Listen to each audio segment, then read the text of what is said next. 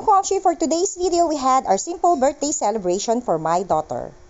Take a breath, it's summer, summer. Smell the perfume in the air.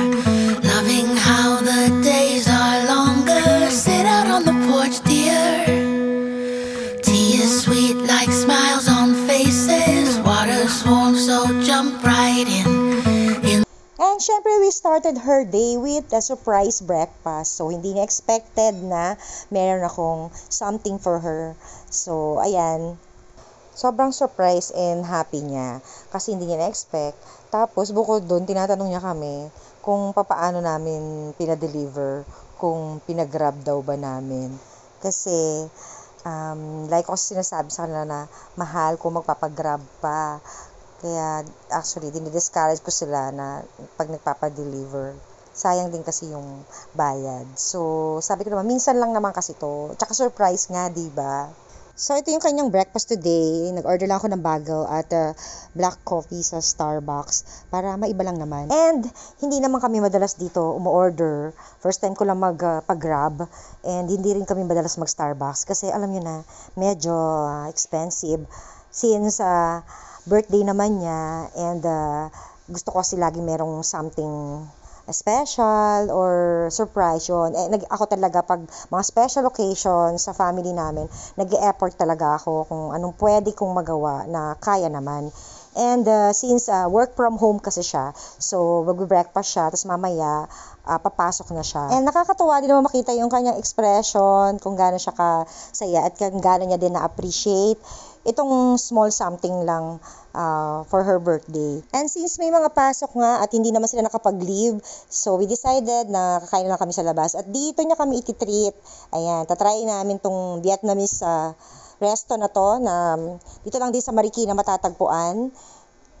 So, ang daming choices. Ang sasarap tignan. Oh, diba? Ang daming klase. Ang daming talagang pagpipilian. Nakakatuwa. Dahil nakita niya to sa, sinearch niya na to na gusto niya itry. So, ito yung authentic Vietnamese food dito sa may Kalumpang Marikina matatagpuan. So, ito yung napili niyang resto. At dito niya daw kami ititreat. O, diba? Ang sarap pala na pag yung anak mo may trabaho na. Kasi, sila na yung nagtitreat. Hindi na ikaw yung gagastos para sa birthday nila. Kaya, ayan na, naka-order na kami and naghihintay kami ng order namin. So, ikot-ikot muna tayo habang naghihintay tayo ng order. Maliit lang naman yung kailangang lugar. So, itong lugar na to, aircon na area. Mga 2 table lang. And, ayan o. Ito yung mga nandito sa wall nila. May lechon. Ba't may lechon? Well, anyway, ayan. Ang ganda nung maliit lang pero maganda yung place. And, ayan siya, ang wall nila, ang kanilang wall decor. Ganito lang ang itsura din. Sa kinuupuhan ko, ito yung harapan. Ayan. Ayan na yung door. Pagpasok dito, doon ka order sa labas. Doon ka rin magbabayad. So, kung gusto mo na malamig at aircon dito, tas meron dito sa labas. So, ito na yung mga food na in-order namin. Ayan. Hindi ko na alam yung mga pangalan kasi ang hirap niyang bigkasin. But anyway, ang sarap niya tignan. So, napakasarap sa mata ng mga pagkain na sinaserve nila dito. And talagang, ayan very authentic nga. Mga fresh veggies and mga ingredients ang kanilang ginagamit. So, ito lahat yung aming order. Iba-iba. Ayan, ate, thank you sa treat. Happy birthday. We love you. O, diba? So, nakakatuwa lang kasi treat daw niya kami. O, diba? Ang saya lang. Thank you. Ayan, complete na yung aming food kaya mag-pray na tayo.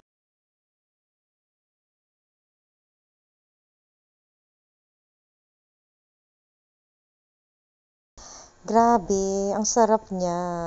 So, very sulit yung pagpunta namin dito. And, magaya nga to pag sinipag-sipag ako, makapagluto nga rin ng mga Vietnamese food. And nakita rin namin na dito lang din pala malapit yung donut shop nung kaklase ng anak ko. Hello, Aliyah, discount naman dyan. At hindi pumayag ang ate ko na hindi kami pupunta kasi mahilig to sa sweets. So, mahilig siya sa donut, isa sa mga favorite niya. Kaya sabi ko, sige tara, puntahan na natin at tignan natin yung mga donuts na meron sila dito. And nakakatawa naman yung mga flavor or different variant na ini-offer nila dito. And excited kami, lalo na yung ate ko na matikman. So, ayun, ang ganda ng kanilang packaging. Nothing but donuts. Ayan ang mga prices. Ayan kung gusto nyo ma-try. Ayan, dito lang yung sa Kalumpang, Marikina. So, ayan, nahirapan kami kung ano-ano mga flavor ang pipiliin namin sa dami ng pagpipilian. Pero, ayan, inubos na namin yung naka-display na mayroong almond na toppings. Ayan, itsura pa lang kasi nun. Mukhang masarap na. And, ayan, yung leche plan. Okay din yun. Gusto nung anak kong bunso. Kaya itatry namin yan. Tapos yung may marshmallow. So, ayan yung 6 na napili namin na flavor. And ito sa wall nila, andito nakalagay yung mga iba't ibang klase nilang donuts. So, ang cutie! Ang cutie naman ng design. Ayan. Teka, ito pa. Meron pa dito sa side na to. Ayan pa, ang sasarap ng itsura, grabe, nakaka-happy tong lugar na to. Ito na yung aming donuts na binili. So pag-uwi sa bahay, bubuksan natin, papakita ko sa inyo. So ito na, bubuksan na natin. Ito yung 6 pieces na donuts na binili namin. Yan, puro almond, no? Masarap yung almond. Almond, Oreo, leche, and marshmallow. And babalikan natin yan. And for now, ito, tapusin na natin ang ating birthday celebration. Magbo-blow na tayo ng candle. So, itong cake niya, may almond din. Ayan. So, mag-happy birthday na tayo. And of course, this is the highlight of birthday, di ba? And bago nga pala tayo kumanta at mag-blow, ayan, mag-picture taking muna tayo.